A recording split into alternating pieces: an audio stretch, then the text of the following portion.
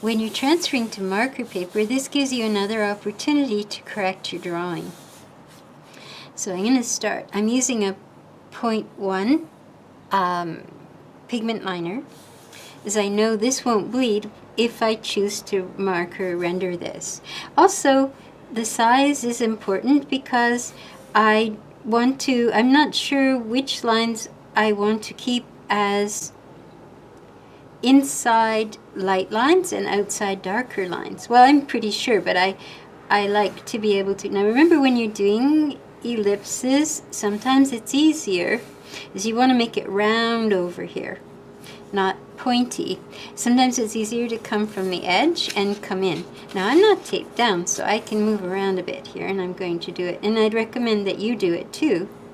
So I'm using 3 lines here because there's a side plane and another and a front plane, and I'm going to go for the bottom line here, hope for the best, and then put the top line in, and there's another top line. Now remember that if all of your lines are a little off, they'll all look right. So in trying to make it perfect, sometimes that's not going to help. And some people have a shaky hand when they sketch, and their drawings look magnificent because that's definitely their drawing, and they've made no attempt to apologize for it or anything else. I'm going to put a little book. Oh, I'm going to have tea. I really want to have the tea here. So I'm going to put my cup, a nice big cup of tea here, and talk about that. I'm trying to be as perfect for you as I can, and I'm making it more difficult for myself, and it needn't be. It can just be fun. So these are your sketches, your discovery, and if you're keeping them in a sketchbook, the idea is that you're going to show them as sketches, not as final renderings. So sometimes I go into more detail because I'm hoping to remind you of things, but these are sketches. Now this sort of leans forward. There's a seam, and then it leans forward a bit, so it's okay to, and these are just our first lines. Remember, we're going to alter them as we go with our darker pen. It's hard for me to see. The sun is out, so I'm having a little difficulty seeing. And these are distinctive, but there's a seam that runs along here. That should go that way, that should go that way. And I just want to show a little bit of the leather strapping that comes along here.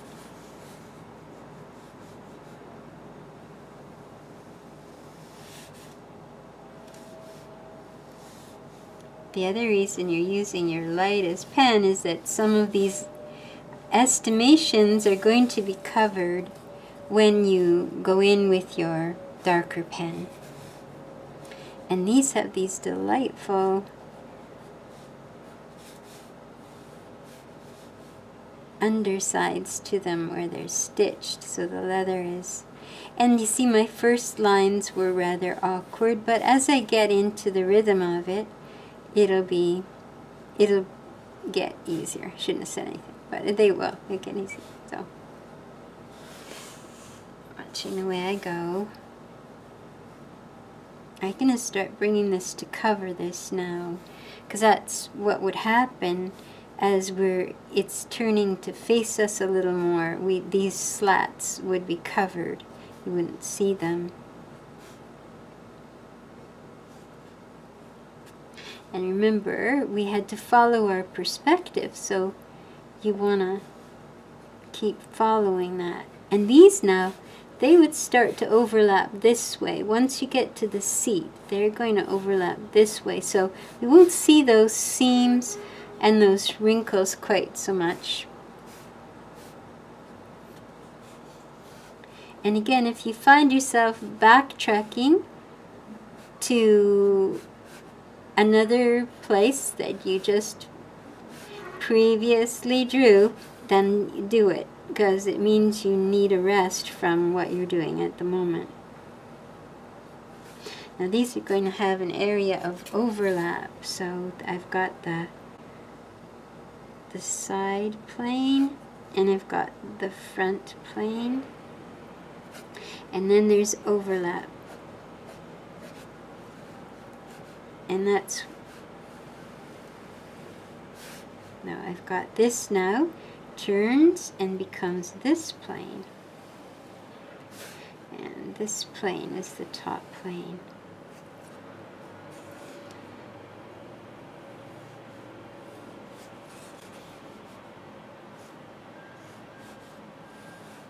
And these two, they subtly become a little bit wider as well, a little bit thicker, just subtly as they come along. And I'm tempted to stop this here, rather maybe one more small one. And this sits away from the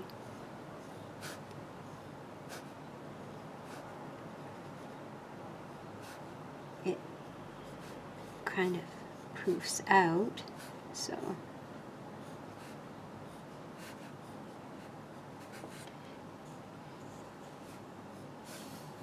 and you've got to get this just right.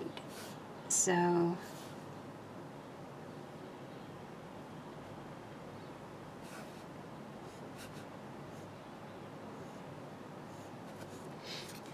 that's that. And then we have this distinctive curl to whatever that strut is at the bottom here, and it will have a place where it rolls over too, and this becomes, that becomes the side, and this will cross over and become the top. And there's a bar across here, I remember.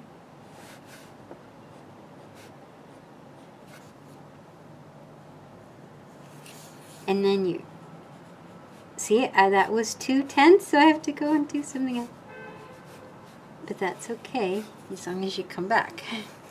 And this goes out here, and then this is in a nice spot now. I was worried about that, but it's in a good spot. It will help to set up the distance between the coffee table and the chaise. So most of that is overlapped, remember, and it curls up into the center over here. Now there's our carpet. Oh, I got tape here, it's snagged on my hand. And this is okay because we're still in our lightest pen. I like too the way that just kind of peeps over the top of the chair. That helps to push the chair forward. And this I cheated a little bit. It should actually be wider because it's closer to us, but I didn't want the back. The back is my favorite part because it's, remember, lazy, and I didn't want to cover that. So sometimes you have to, you make, it could be the wrong decision, but this is a sketch, so this is discovery. It's not, remember, keeping your symmetry, you're trying to keep it all the time. And I didn't mention that when I started this, I repositioned my paper. I didn't like the composition, so I moved this up and brought my chair down, essentially. And now our leaves, we might have the leaves sort of, there will be the opening, but we might have sort of one leaf that kind of comes forward. I love these big, tall leaves that overlap. And this is definitely not something that you want to, wow, we're really in the shadow now. that we don't want to emphasize. It's just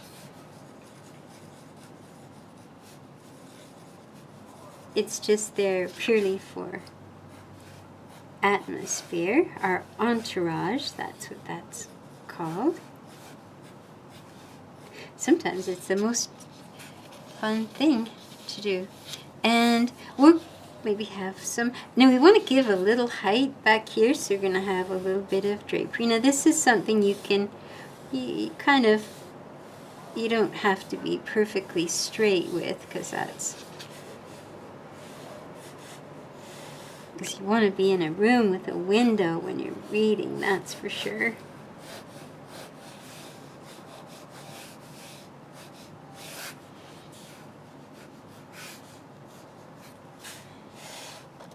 See, I discovered I like that, so now I have to go and do that over here. Not that I want that to be a focus, but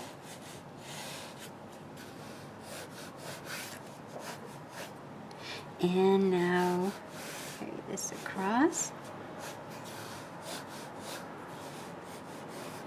And now we'll put some mullions in our window just to help.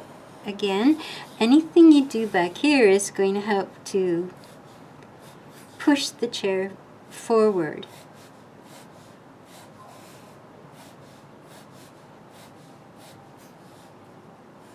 And remember, you don't just put one line, you put several, so that you get a feeling of this having some depth.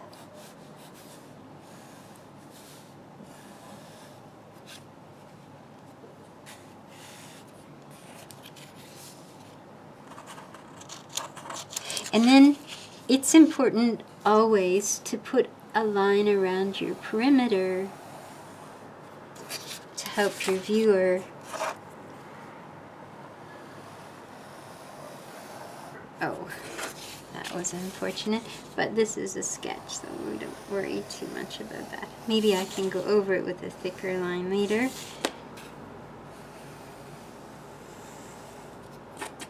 And it's good if you cross your corners when you do that. So I'm going to go in with my next pen, my next weight of pen. I use a Paper Mate Flair Medium, I think it's a medium, but you can also use maybe a number 5 Pigment Liner. I just like these felt tip pens. I like the feel of the nib, and I'm going to correct that line that was bothering me so much and put my border in. Now, the reason that you, and I shouldn't have stopped there, should have kept going. The reason that you put your outline in first is so that when you render, you don't over-render, that you don't overwork, because the lines are going to pull your marker strokes together. So you can have a pretty wild, incomplete, just touch the paper, barely touch the paper, indication of color, and the drawing will hold together beautifully because of the weight of your lines. And in fact, the busier, oh, it got stuck in the tape. The busier your marker strokes are, then the more important it is for you to have a thicker outline. So I'm going to go in and put my, this isn't my thickest pen, but I'm going to just stick with my outside lines. I'm not going inside, just my outside. This is an outside, and it's coming forward, so I'm going to put that in.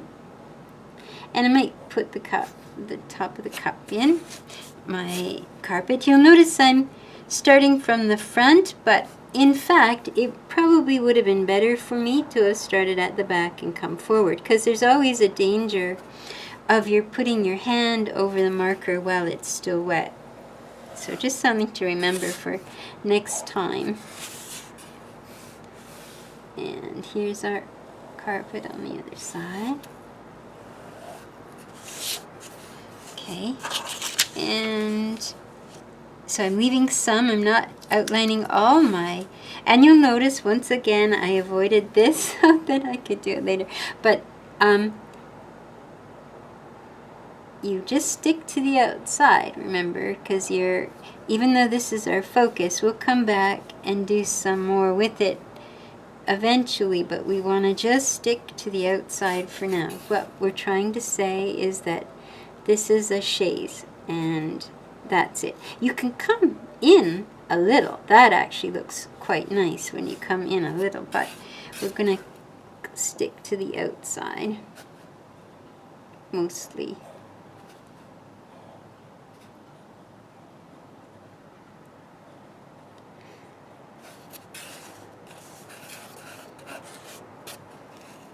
And this is only our second weight, so if we want to, we can do some inside lines with it.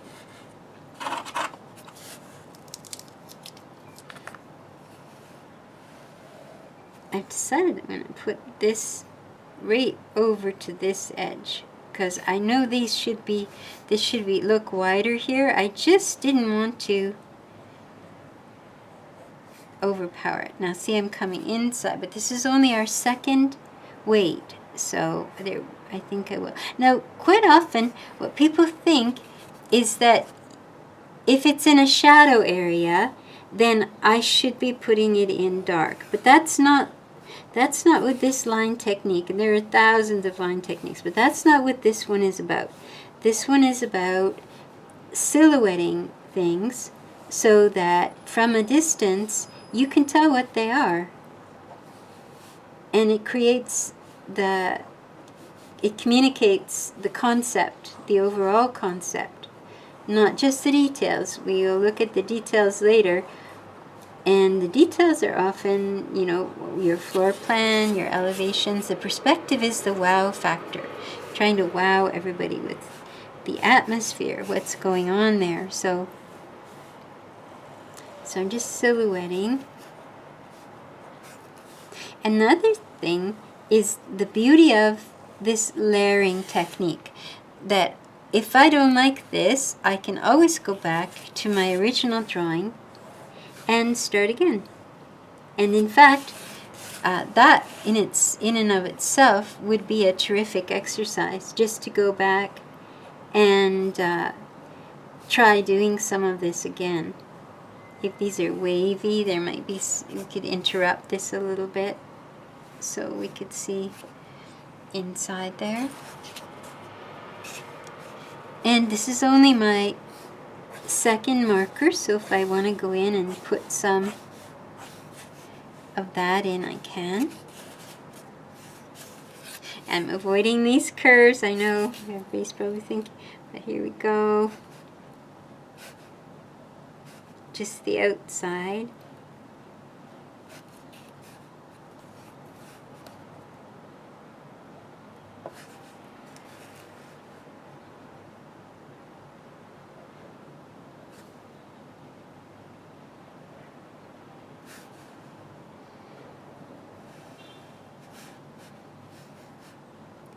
And this curves over.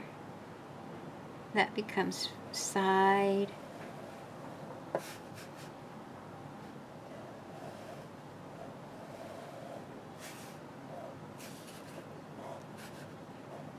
Doesn't matter how many lines you have there, as long as you've got a lot of them. That's all that matters.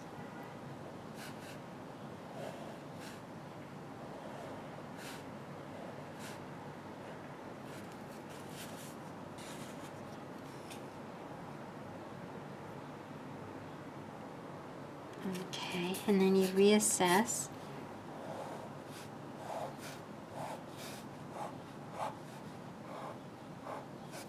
And you might actually want to go back to your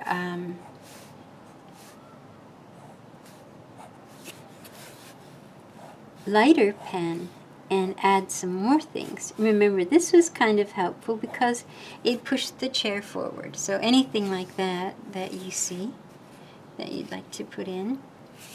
And the carpet, I might do that with the one. So I'm going to put a little pattern down there.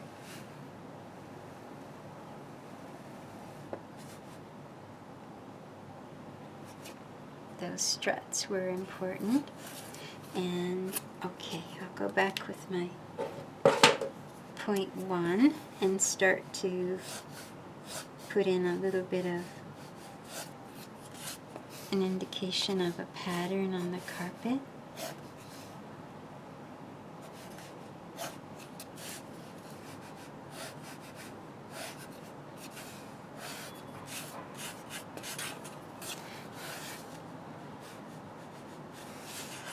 I'm not right above this, I'm kind of at an angle, so you'll forgive me, I hope, for all my goof ups here.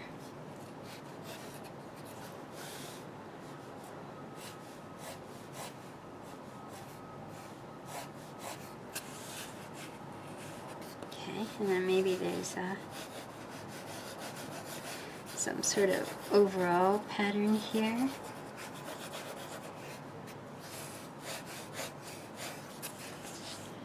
That helps to set the chair up as well.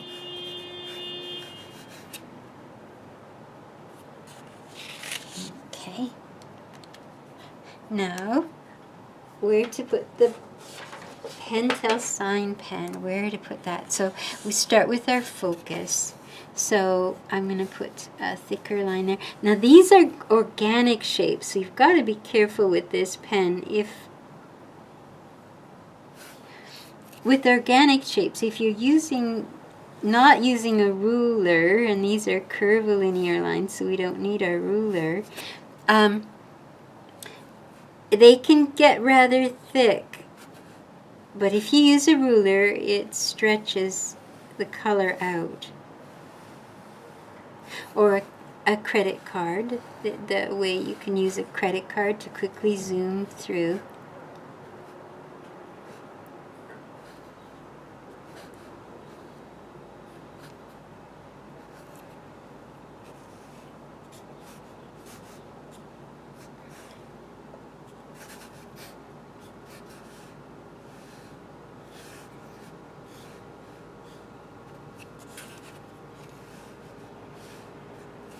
So I'm going to leave the inside alone.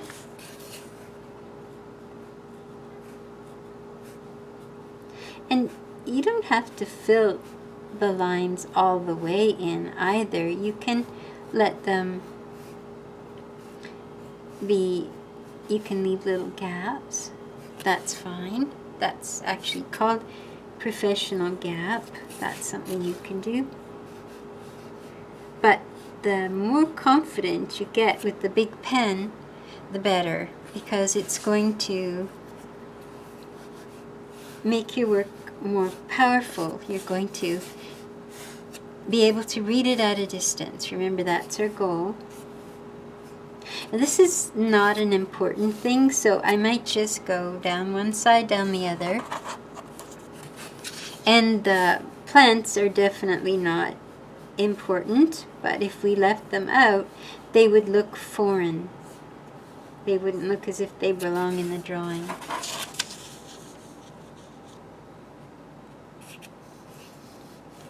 And put in the draperies.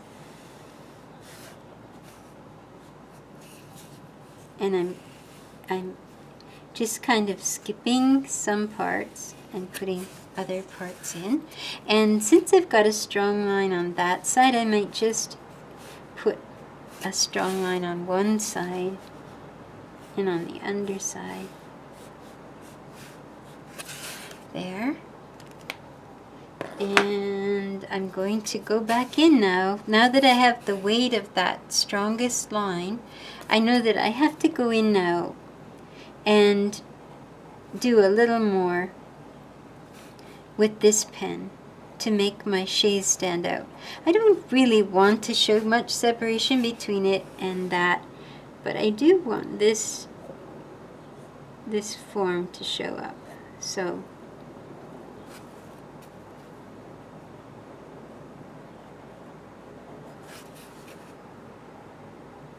and does it look lazy? That's my question, because that's the question I started out with.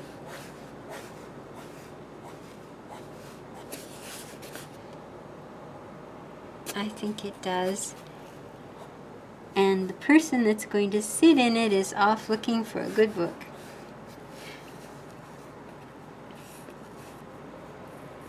And then you leave it.